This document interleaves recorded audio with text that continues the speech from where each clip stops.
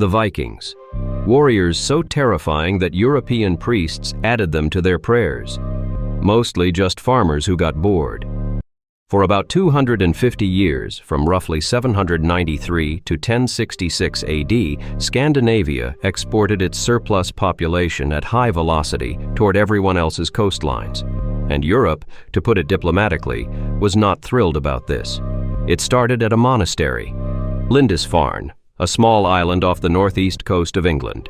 A peaceful community of monks, famous across Christendom for their beautiful illuminated manuscripts, their devotion, and their complete lack of defensive walls. The Vikings showed up in June of 793, robbed the place senseless, and left before anyone could do anything about it. A contemporary scholar named Alcuin wrote, with considerable emotion, that nothing like this terror had ever appeared in Britain before, which is the 8th century equivalent of leaving a 1-star review.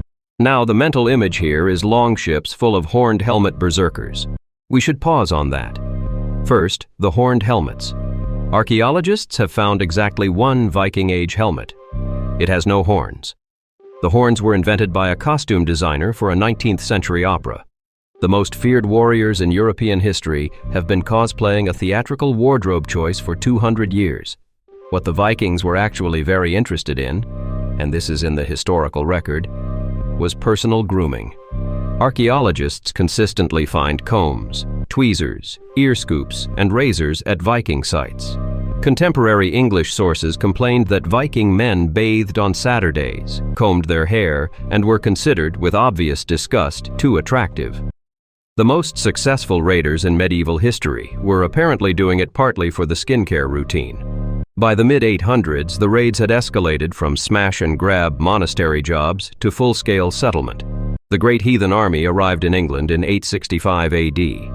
It was massive. It was organized. It conquered 4 of the 7 Anglo-Saxon kingdoms in about 8 years. According to one source, and historians flag this as probably embellished but possibly not entirely wrong, the army was led in part by a man called Ivar the Boneless. Nobody knows what boneless meant. The historians have been arguing about it for decades. It may have referred to a disability. It may have referred to unusual flexibility. It may have just been a nickname that stuck, and everyone was too scared of Ivar to ask him to clarify.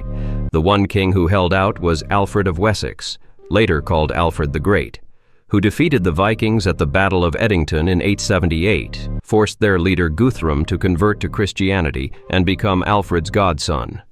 Guthrum, a man who had spent years terrorizing England, then settled down, took the Christian name Athelstan, and spent the rest of his life as a relatively peaceful regional king. Character development. The raids wound down after 1066, partly because Scandinavia had become Christian, partly because the easy targets had wised up and built walls, and partly because, and this is the real kicker, a lot of the Vikings had simply moved in. Normandy is named after the Northmen. Dublin was founded by Vikings. A significant chunk of eastern England was legally Viking territory for decades.